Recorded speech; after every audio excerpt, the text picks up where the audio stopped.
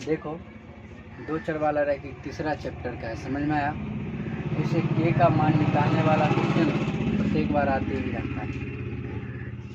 10th level के लिए बहुत अच्छा क्वेश्चन है। 2-3 मार्क्स ऐसे दो चर वाला रैखिक समीकरण से के का मान निकालने के लिए पूछ ही देता है। ये बनाएंगे कैसे? तो बनाने के लिए सबसे पहले हमें रीजन याद होना चाहिए। रीजन क्या है कि दो चर वाला रैखिक समीकरण में 3 रीजन बनता है। a1 बट्टा a2 बराबर b1 बट्टा b2 बराबर c1 बट्टा c2। जब तक हमें रीजन पता नहीं होगी तब तक ये क्वेश्चन को हल नहीं कर सकते। आप लोगों को हमने बता चुका हूँ कि जब ये तीनों बराबर होते हैं तब क्या होते हैं, या फिर दो बराबर हो लेकिन तीसरा बराबर नहीं हो, उस स्थिति में क्या होता है। अगर ऐसा भी हो सकता है कि ये दोनों आपस में बराबर नहीं हो तो क्या होंगे।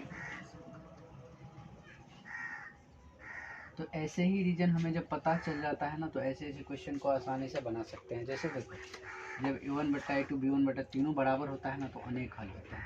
कितने हो जाते हैं? अनेक हल। अनेक हल या अनगिनत हल, ये बराबर बात होती है। जब तीनों बराबर होता है तो अनेक हल या अनगिनत हल होती है।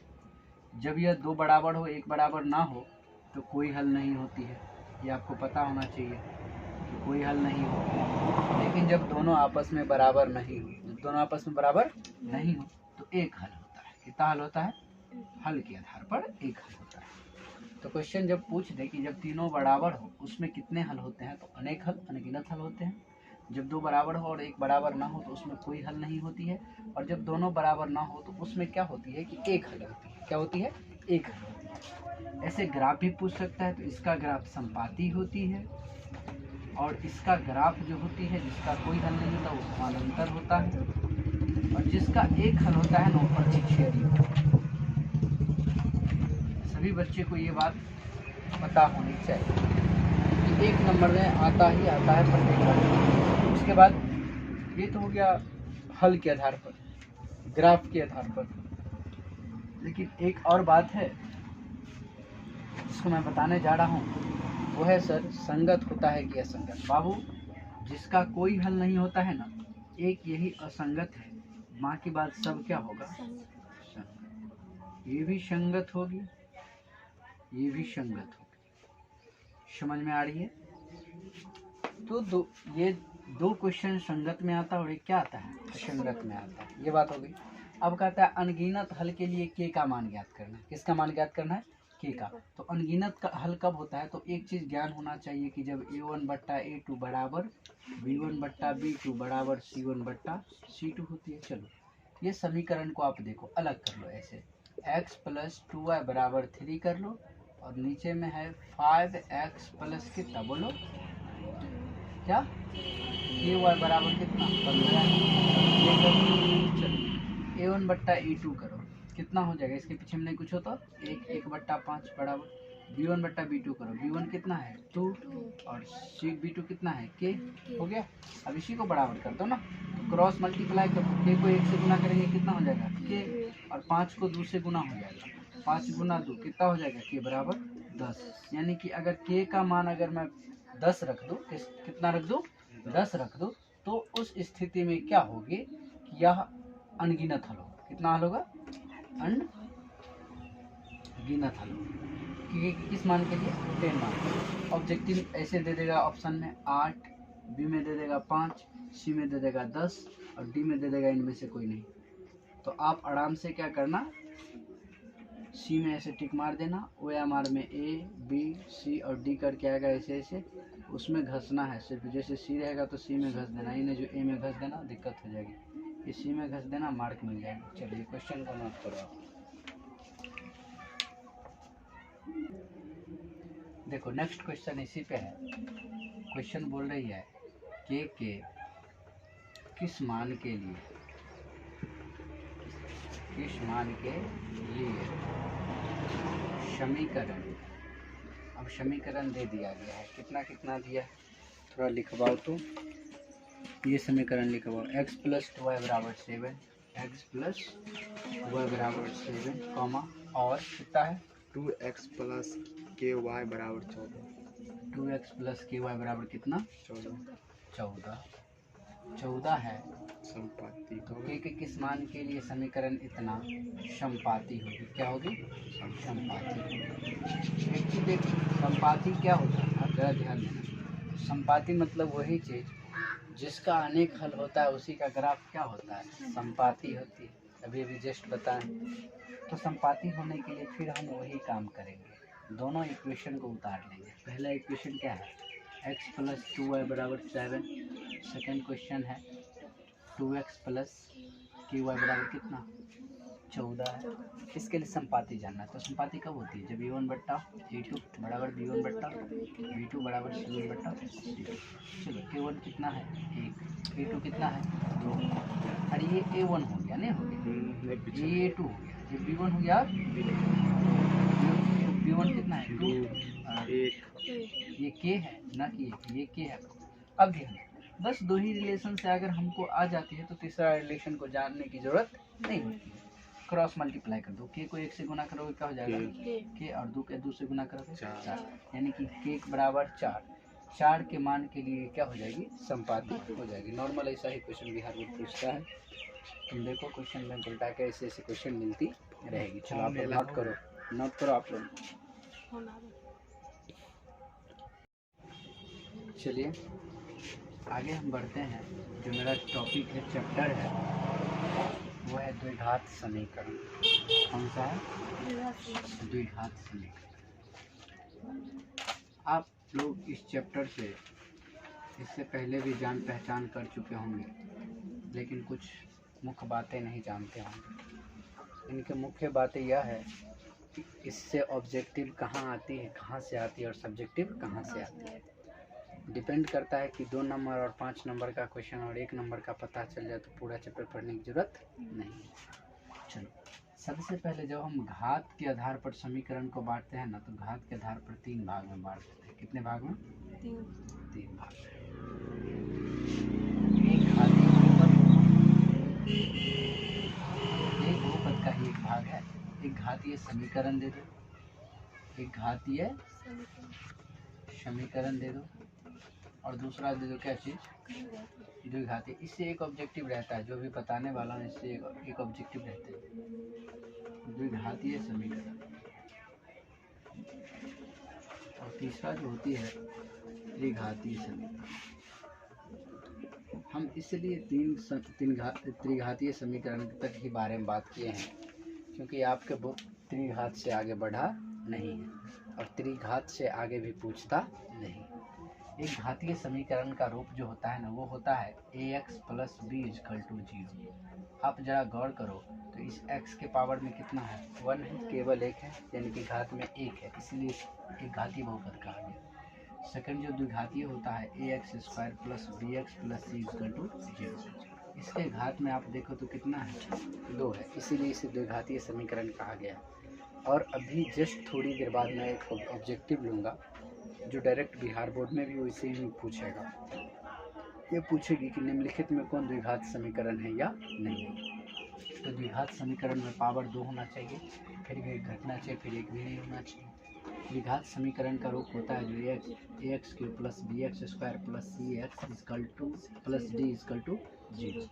ये त्रिघात बहुपद का रूप है। और सबसे समझने वाली बात यह है कि कभी कभी बिहार बोर्ड ऐसे पूछ देता है कि द्विघात समीकरण का व्यापक रूप क्या है,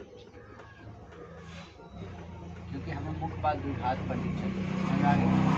द्विघात समीकरण का व्यापक रूप क्या है।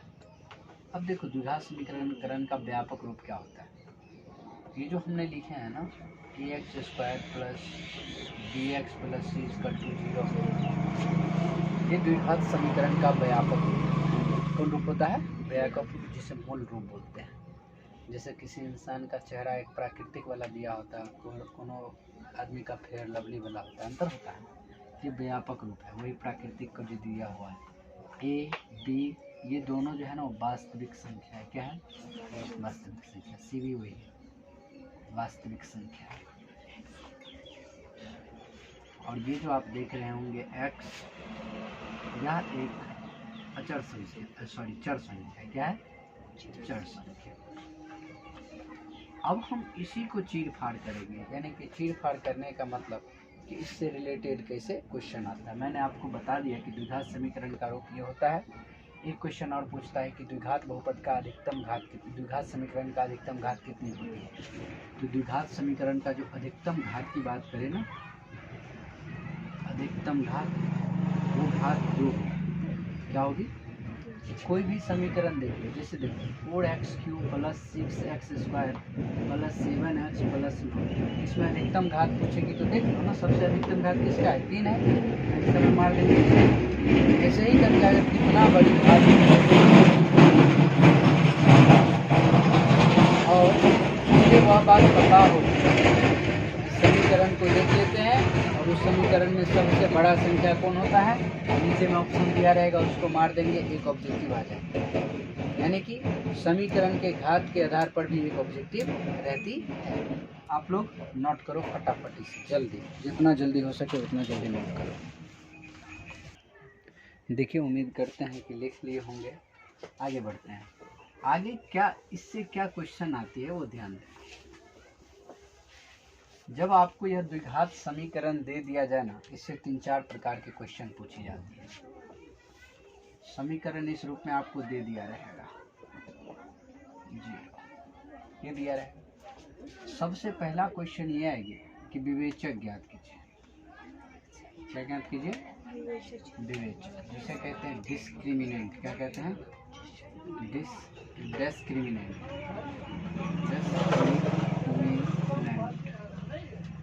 जिसे हम शॉर्टकट में डी बोलते हैं।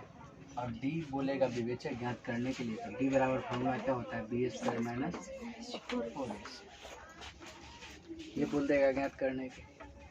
ये बोलने के बाद अगर आपको ये भी बोल दे कि अगर ये है तो इनके मूलों का योग या गुणनफल ज्ञात कीजिए। क्या कीजिए, मूलों का योग एवं गुणनफल ज्ञात कीजिए। आप सिर्फ बोर्ड पे ध्यान देते रहो, एक ऑब्जेक्टिव 2 ऑब्जेक्टिव जितना भी पूछेगा, इससे आगे नहीं पूछेगी, ये मेरी गारंटी है। ध्यान से खाली सुनना और लिखना, समझ में आ गई ना।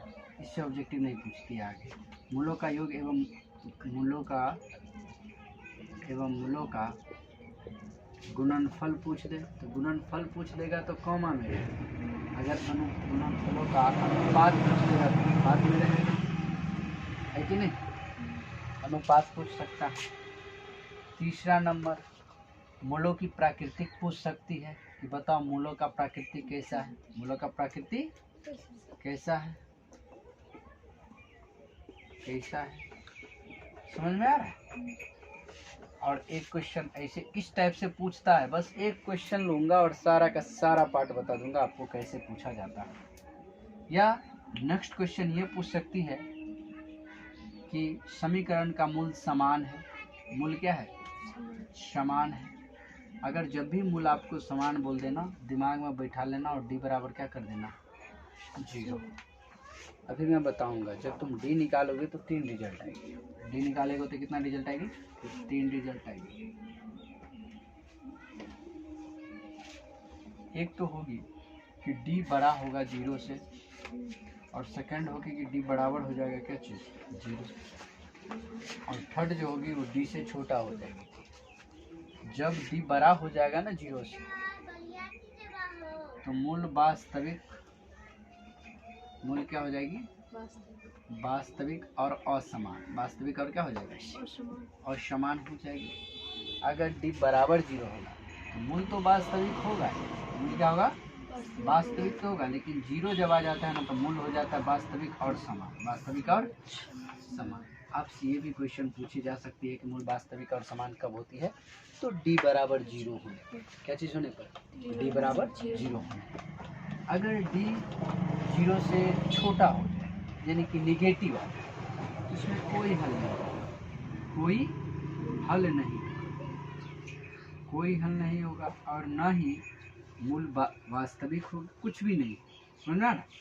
इसीलिए जब निगेटिव आ जाता है तो इस चीज़ों को हम निगलेक्ट कर देते हैं, ये दोनों चीज़ को लेके चला जाता है।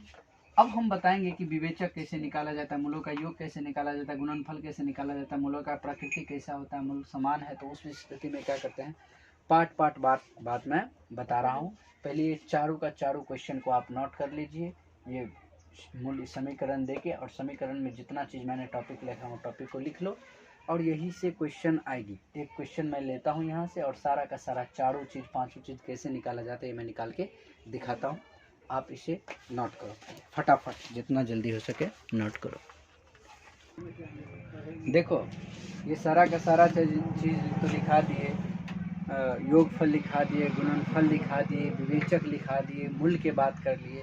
अब जरा ये सोचिए कि अगर द्विघात बहुपद दिया रहे ना, उसमें अगर मैं हल निकालूँ ना तो दो हल निकलता है। इससे कौन सा कितना हल निकलता है? दो हल निकलता है। एक निकलता है अल्फा और एक निकलता है, ये आपको याद है, द्विघात समीकरण है तो दो हल निकलेंगे, अल्फा बीटा। अगर त्रिघात समीकरण है तो अल्फा बीटा गामा, तीन निकलेंगे। अब इस तीनों से एक रिलेशन बनती है, फार्मूला डायरेक्ट पूछ देती है, डायरेक्ट फार्मूला से रिजल्ट पूछ देती है। अगर देखो अल्फा प्लस बीटा कोई पूछ दे, अल्फा प्लस बीटा क्या होता है तो बोलेंगे minus B by A.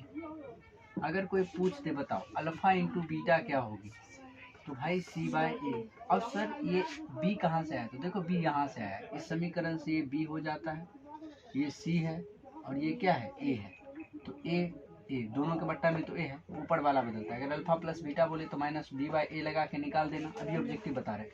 Alpha into beta बोले तो सी बाई ये कर देना, आपका रिजल्ट आ जाएगा। ये तो रिजल्ट आ ही गया। डी बराबर मैंने फार्मूला बता ही दिया है, क्या होता है बी स्क्वायर माइनस 4ac। और एक जो थर्ड फार्मूला फोर्थ फार्मूला होता है वो एक्स का फार्मूला, रिजल्ट पूछ दे 2021 में डायरेक्ट एक्स का रिजल्ट पूछ दिया, इसका रिजल्ट जो होता है minus B plus minus root under D बट्टा 2। अगर ये रूट अंडर डी नहीं है तो ये फार्मूला ऐसे भी पूछ सकता हो, कैसे माइनस बी दे देगा प्लस माइनस रूट अंडर, तब इसके अंदर दे देगा बी स्क्वायर माइनस 4ac, तब बट्टा दे देगा क्या चीज़ 2। तो अगर ये रिजल्ट रहे तो आप इस रिजल्ट देख के मारना, ये रिजल्ट रहे तो ये रिजल्ट देख के मारना। ये 3-4 क्वेश्चन एकदम परफेक्ट है जो आते ही रहती है, समझा रहा है। ये ऑब्जेक्टिव पूछता है इसी से, ये माइनस है, ये क्या है minus B plus minus B बटा ए सी बाई ए, ये ऑब्जेक्टिव में पूछ देती है डायरेक्ट रिजल्ट। उतार लो चारों क्वेश्चन देते हैं, इसके बाद जल्दी उतारो रोक दो। देखो एक क्वेश्चन है, इससे सारा हम रिजल्ट को ज्ञात करते हैं। क्वेश्चन है 3x square minus 10x, 3x square minus 10x plus 3 equal to 0, ये एक इक्वेशन है। इसको सबसे पहले चाहेंगे अगर शून्य ज्ञात करने हो तो 2 मार्क वाला बनाते हैं सबसे पहले। इसको अगर शून्य ज्ञात करना हो तो क्या करेंगे, इनके मूल ज्ञात करना हो तो क्या करेंगे, जरा ध्यान दो। ये समीकरण दे दिया मैंने, समीकरण को एक बार और लिख लेता हूँ, 3x square minus 10x plus 3 equal to 0। शून्य निकालने के लिए 2 विधि लगाओगे, एक तो डी से भी, ओ से भी, सीधी धाराचार्य विधि से भी हो जाएगी, लेकिन नॉर्मल इस विधि से चलते हैं। सबसे पहले शुरू अंत को गुना कर लो, कितना आता है 9, बोलो 9x स्क्वायर भाई 9 आएगा, ओनली 9, कितना आएगा ओनली 9। अब 9 को इस प्रकार से खंड करो, 9 को इस प्रकार से क्या करो खंड करो, और पीछे वाला संख्या क्या है जोड़ के हमें 10 पुराना है। 9 को ऐसे खंड करेंगे कि जोड़ के हमें इस संख्या पे ध्यान देना, जोड़ के हमें क्या पड़ गया 10। तो मैंने बताया कि 3 तिया 9 और फिर 3 एका 3। अगर हम 3 तिया 9 में एक जोड़ देते हैं तो 10 हो जाएगी, नॉर्मली हो जाएगा आराम से। तो हम क्या करेंगे 3x स्क्वायर वैसे ही रख देंगे, माइनस को माइनस कर देंगे, ई एक्स को थोड़ा बोलेंगे पीछे चलो, और अगर हम 9 में एक जोड़ दूँ तो क्या यही बात आएगी कि नहीं 10।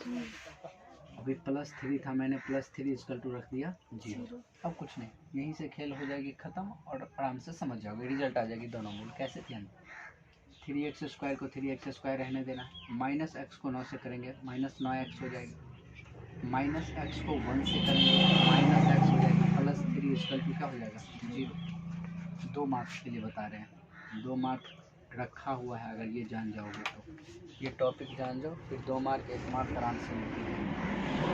जोड़ा लगा, क्या करो जोड़ा लगा के कॉमन, इसमें x भी मिल रहा है और अंक 3 लेंगे तो 9 भी 3 से कट जाएगा, आराम से कॉमन आ सकती है।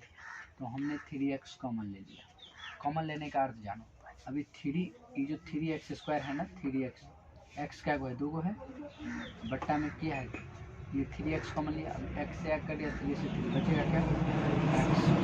कॉमन लेने का तरीका देखो, जो कॉमन लेंगे उसको इसमें भाग दे दिए, ये आ गया। फिर 9 गुना x कर देंगे और इसमें से हम 3 गुना x करेंगे, तो x से x कट गया, 3 तिया 9, क्या बचा 3, तो -3 आ जाएगा। और इसमें हम क्या करते हैं, -1 कॉमन ले लेते हैं। -1 कॉमन ले लेंगे तो बचेगा x, माइनस वाला क्या हो गया प्लस, प्लस वाला क्या हो जाएगा माइनस इक्वल टू 0। क्या अब ये रिजल्ट सेम दिख रही है, मानेंगे कि मेरा इक्वेशन सही है। तो अब क्या करेंगे, ये कॉमन ले लेंगे, x - 3 कॉमन जब ले लिए तो इसमें क्या बचेगा बोलो 3x, और इसमें -1 बच गया इक्वल टू 0। मूल निकालने के लिए 2 नंबर देता है। चलो अब बारी बारी से 0 के बराबर कर दो, तो x - 3 के 0 के बराबर कर देंगे तो x बराबर क्या आ जाएगा 3, ऐसे लिख देना है। अब सेकंड इक्वेशन, अगर 3x को 3x - 1 को 0 के इक्वल कर देंगे तो 3x बराबर क्या हो जाएगा 1, और x बराबर क्या हो जाएगा 1/3। तो इनका 2 मूल आया, कितना मूल आया 2 मूल, एक तो आया 3 और एक आया 1/3। इस प्रकार से निकाल देंगे तो हमारा कितना नंबर आ जाएगा 2 नंबर। ऑब्जेक्टिव के लिए क्या करेगा, बोलेगा ये इक्वेशन है 3x² - 10x + 3 = 0। इसको बोलेगा डी ज्ञात करने, कितना आसान से, पहले ए बी ज्ञात कर लेंगे। क्या ज्ञात कर लेंगे ए बी, ए कितना हो जाएगा 3, बी कितना हो जाएगा माइनस के साथ लेंगे तो -10, सी कितना हो जाएगा 3। तो डी का फॉर्मूला क्या पढ़ा है बोलो तो b² - 4ac। चलो b का वैल्यू कितना है 10 -10² -4, a का वैल्यू 3, c का वैल्यू 3। चलो 10 ढाइए 100 माइनस 4 तिया 12, 12 तिया 36, ये घट के आ गया कितना दे देगा 64, ना कि 74, कितना देगा 64। तो डी का मान क्या आ गया बोलो 64। इस प्रकार से डी का मान बोले तो डी निकाल देंगे। इसी को कहते हैं विभक्तर, क्या कहते हैं विभक्तर, विभक्तर सुना है, विभक्तर, विवेचक नहीं विभक्तर, समझ में आ रहा है, डिस्क्रिमिनेंट इसी को बोलते हैं। और ये डी निकाल लिए, अब डी निकाल लिए तो आराम से यही ऑब्जेक्टिव में रहेगी, मार देना है। अगर नहीं बोले ये समीकरण दिया है, जरा ध्यान दो, 3 टाइप बताया, ये हो गया टाइप फर्स्ट जिसमें मूल निकालना था, टाइप सेकंड जिसमें क्या निकालना था डी निकालना था, तो इस प्रकार से निकाल सकते हो। अगर बोले मूलों का योग तथा समीकरण दिया है 3x² - 10x + 3 = 0, बोले इसमें मूलों का योग निकालें तो मूल 2 को निकला अल्फा और बीटा। मूल होता है अल्फा और बीटा का वैल्यू क्या होता है बोलो -3/8।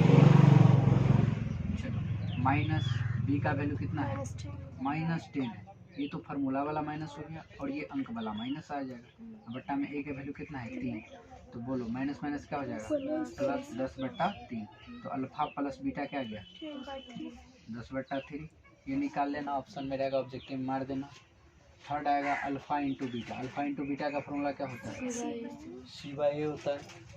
अब आराम से आप क्या करना समझ में आ रही है, C/A आया, अब अल्फा इंटू बीटा कर देना C का वैल्यू कितना है इसमें 3 और ए का भी वैल्यू कितना है 3 से कट गया, बचा कितना अल्फा इंटू बीटा कितना आ जाएगा बोलो 1। तो ये 2 प्रकार से आ गए, ये तो हम शून्यक का योग और गुणनफल निकाल लिए। अगर इसी में पूछ ले ऑब्जेक्टिव कि शून्यकों का योग एवं गुणनफल का अनुपात क्या होता है, गुणनफल का अनुपात, तो अब जरा ध्यान दो मेरी बातों को, अनुपात पूछ रहा है ना, तो पहले योग है, तो योग कितना निकाले हैं 10/3, अनुपात मतलब ये वाला, और अल्फा इंटू बीटा कितना निकाले 1, ये अनुपात हो जाता है। यानी कि एक क्वेश्चन आप देखो 2 नंबर भी बन सकता है, 1 नंबर भी बन सकता है, और जितना भी पूछे सब बन सकता है, इसमें कोई दिक्कत की बात नहीं होगी। चलो आप लोग ये नोट करो, नोट करने के बाद फिर मैं एक ऐसा टॉपिक लाता हूँ, देखेंगे कि किस प्रकार का और ऑब्जेक्टिव पूछती है। ये सब किसी न किसी ईयर पूछा गया है, उतार जरा इस क्वेश्चन को देखो कितना हॉट क्वेश्चन है। ये क्वेश्चन समझो पूछ ही दे, ऐसा उजरा पुजरा के दिया गया है, जिसमें बोल रहा है अल्फा और बीटा यदि द्विघात इतना समीकरण दे चुका है कितना x² + x - क्या है शून्यक है, तो हमें बोल रहा है 1/अल्फा 1/बीटा का मान ज्ञात कीजिए। तो इसका तो फार्मूला अपना लोग जानते नहीं है, सबसे पहले लिख लेंगे 1/अल्फा + 1/बीटा, इसको LCM करेंगे, बट्टा पर का जोड़ आता है ना, एलसीएम करो, एलसीएम करोगे क्या होगा, अल्फा इंटू बीटा। अब ये अल्फा से अल्फा कट जाएगा, ये हो जाएगा बीटा प्लस बीटा से बीटा कट जाएगा, क्या हो जाएगा अल्फा। तो कुल मिला के हमारी पास जो आई वो आई है प्लस में, अल्फा प्लस बीटा भी लिख सकते हैं और अल्फा इंटू बीटा भी लिख सकते हैं। आप अब खुद बताओ, अल्फा प्लस बीटा बराबर क्या होता है, minus B by A. Alpha into beta बराबर क्या होता है, सी बाई ए से क्या हो गया कैंसिल, ऊपर में बचा माइनस बी बाई ए। आप बताओ बी का वैल्यू कितना है, क्या, हाँ वही सॉरी, माइनस बी बट्टा सी। अब बताओ माइनस बी का वैल्यू कितना है 1, सी का वैल्यू कितना है बोलो, -2। सी का वैल्यू यही ना है, -2, माइनस माइनस कैंसिल, आंसर आ जाएगा 1/2। देखो ये क्वेश्चन हर एक बार पूछ देती है, उतार लो, द्विघात समीकरण का बहुत अच्छा क्वेश्चन है, जल्दी उतारो। जब ऐसा क्वेश्चन है जिसमें समीकरण दिया हो, कोई भी समीकरण, जैसे समीकरण दिया गया है bx² plus ax plus c equal to 0, यह एक समीकरण दे चुका है। समीकरण दिया रहे और बोले कि मूल समान हो, क्या हो, मूल समान हो, तो c का मान ज्ञात करिए। तो मूल समान होगा, इसका अर्थ ही हो जाएगा d बराबर 0। तो d का फॉर्मूला क्या होता है, b² माइनस 4ac। तो b² माइनस 4ac को हम किसके बराबर कर देंगे, 0 के बराबर कर देंगे। इसमें देखो b का मान कितना है, a है, a का स्क्वायर हो जाएगा माइनस 4, a का वैल्यू कितना है, और a के स्थान पर क्या है b इंटू c के स्थान पर क्या है c इक्वल टू 0। अब चलो a² माइनस, इसको गुना करोगे तो क्या हो जाएगा 4bc इक्वल टू 0। अब चलो जरा देखो, ये a प्लस में है, इस साइड किस में आ जाएगा, तो -4bc इक्वल टू -a² हो जाएगा, माइनस माइनस क्या हो जाएगा कैंसिल। हमको c का मान ज्ञात करना है, तो c बराबर क्या हो जाएगा a² बट्टा ये 4b गुना में है, तो इधर किस में आ जाएगा भाग में। क्वेश्चन उतार लो, इस प्रकार से क्वेश्चन पूछता है ऑप्शन में 4 दो, क्या c कौन उड़ जाएगा, कहाँ उड़ा है c, अरे भाई c का बोल रहा है मान ज्ञात करने के लिए, देखो यहाँ पर हम तो c का मान ज्ञात कर लिए ना, ऑप्शन में यही दिया रहता है। उतारो फटाफट उतारो। जब आपको ऐसा क्वेश्चन दिया रहे कि निम्नलिखित में से कौन द्विघात समीकरण में नहीं है, क्वेश्चन देखना कि पूछ रहा है इसमें से कौन द्विघात समीकरण में नहीं है, तो जांच करने में टाइम मत बिताना, पहले देख लो इसमें से कौन कौन है। 2x² माइनस 7x ये है, इसको जांच ही नहीं करना है। ये देखो x² माइनस 7x है, स्क्वायर में है बच्चा, ये दो, इस दो को जांच करना है। मैं पहला का जांच कर रहा हूँ, x plus 1 into x minus 2, इसको मल्टीप्लाई करो, तो x², फिर इसको करो -2x, फिर इसको करो प्लस x, फिर इसको करो -2। चलो जरा ध्यान दो, x² ये जुड़ जाएगा, ये आ जाएगा -x -2 इक्वल टू 0। भाई ये भी निकल गया, डायरेक्ट है कि ये सी वाला नहीं होगा, ये आंसर सी हो जाएगा। क्यों, जरा ध्यान दो, x प्लस 3/x बराबर x² है, इसको बट्टा पर का जोड़ करो, तो x, अब x क्या ये हो गया x² प्लस x कट गया 3 इक्वल टू हो जाएगा x²। जरा ध्यान दो, ये x² इस साइड आ जाएगा, x² प्लस 3 इक्वल टू हो जाएगा, भाग में आ गया, तो x³ हो गया, तो ये 3 हो गया, त्रिघात हो गया। तो इसीलिए पूछ रहा था कि कौन द्विघात समीकरण में नहीं है, तो मारेंगे ये, जांच कर लेंगे, पता कर लेंगे कौन है, लेकिन गुन्ना उन्ना करके देखना, ये नहीं आंख बंद करके मार देना, गलत मारना। ये द्विघात समीकरण में नहीं है, बाकी बात तीनों द्विघात समीकरण में है। उतार लो। देखो जब ऐसा क्वेश्चन आए आपको रूट में, तो तबाही करने के लिए तो एक होता है सिंपल वाला, जिसमें रूट पर रूट रहता है, तो उसमें x मान के बना दिया जाता है, लेकिन इसमें ऐसा कोई प्रोसेस नहीं है। इसे बनाने के लिए सबसे पहले इस चीज़ों को फॉर्म देखनी पड़ती है कि 7 + 4√3 ये कैसे आया होगा। तो फटाक से दिमाग लगाना, अगर मैं 2 + √3 का होल स्क्वायर कर दूँ तो इतना के बराबर हो जाएगा, इतना के कितना 7 + 4√3 के। कैसे, ध्यान में देखो, a² होगा प्लस 2ab, 2a और कितना b और प्लस कितना b² यानी कि √3 का होल स्क्वायर बराबर ये है 7 प्लस RHS LHS RHS को बराबर करता है 2 दूना 4 प्लस 2 दूना 4√3 और प्लस स्क्वायर रूट कैंसिल 3 हो गया, 3 1 कितना हो जाएगा, नहीं 4 3 7 प्लस 4 रूट 3 बराबर 7 प्लस 4 रूट 3। यानी कि ये स्पष्ट होता है कि 7 प्लस 4 रूट 3 को इतना हम लिख सकते हैं, मैं लिख सकता हूँ। चलो हाँ तो मान लो आप डायरेक्ट x बराबर रूट के अंदर डालेंगे और 2 प्लस रूट 3 को होल स्क्वायर कर देंगे। कर दिए, स्क्वायर रूट क्या हो जाएगा, कैंसिल। x का मान आ गया 2 प्लस रूट 3। अब जरूर x के मान इसमें डाल दो अकॉर्डिंग टू क्वेश्चन। क्वेश्चन में क्या है, x प्लस 1/x। अब इसमें डाल दो 2 प्लस रूट 3 है ना, और प्लस 1/2 प्लस क्या चीज़ रूट 3। इसके बट्टा में नहीं कुछ हो तो 1।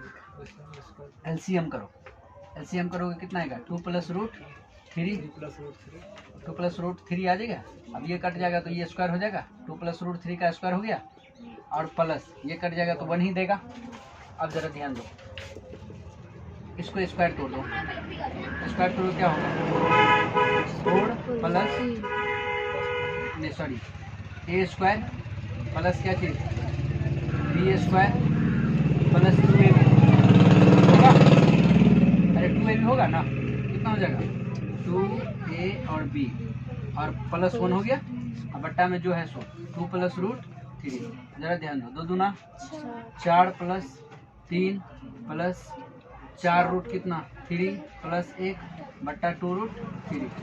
अब देख ये दोनों जुट के क्या देगा, 7 और 7 1 8 8 प्लस 4 रूट 3 हो जाएगी। अब बट्टा में ये क्या हो गया 2 प्लस रूट 3 हो गया। चलो भाई इसको अब हर का परमेकरण कर दो, क्या कर दो, क्या वहीं से 4 कॉमन लिया ना, कट जाता 4 कॉमन ले ना भाई यहाँ से अगर 4 कॉमन लेते हैं तो कहाँ से कटेगा, ये दिख नहीं रहा है, 4 दूनी कटेगा 8 इससे। चला बंद कीजिए, कट जा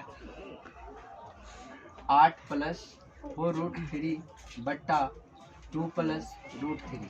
कटने के लिए क्या चीज़ जरूरी होता है बाबू, ध्यान दो कि नीचे वाला भी कटना चाहिए। अगर मैं यहाँ 4 कॉमन ले लूँ तो देखो 2 प्लस बंद करो रूट 3 बट्टा फिर 2 प्लस रूट 3। हाँ यहाँ भी कट सकता है, सही बात है, क्योंकि इसका फॉर्म आ जाता है। हम सोचिए 2 कटना है, उसका फॉर्म आ जाता है। चलो कॉमन ही ले लो, 4 कॉमन ले लेंगे तो 4 दूना 8 और ये रूट 3 हो जाएगा। अब बट्टा में क्या आ जाएगा 2 प्लस रूट 3। ये रूट 3 क्या होगी, कैंसिल। आंसर कितना है 4। ऑप्शन देख के मार देना, उतार लो। 2018 में पूछा था, बहुत हार्ड क्वेश्चन था, उतार लो। ये क्वेश्चन को देखो क्या कहता है कि द्विघात समीकरण इतना दे चुका है और कहता है कि मूल वास्तविक और बराबर होने पर। वास्तविक और बराबर कब होता है, तो एक ही चीज याद में आना चाहिए कि डी बराबर क्या चीज 0, तब वास्तविक और मूल समान होता है। तो डी का फॉर्मूला क्या होता है, बी स्क्वायर माइनस 4ac=0। ये जहां पर रूल लागू होगा वो सही होगा। ये करता है नहीं, बी प्लस बी, ये लागू करता है करेक्ट, ये गलत, ये गलत। चलो भाई ये बी सही हो जाएगा, आंसर मारो खटाक से। चलो मिलते हैं नेक्स्ट वीडियो में।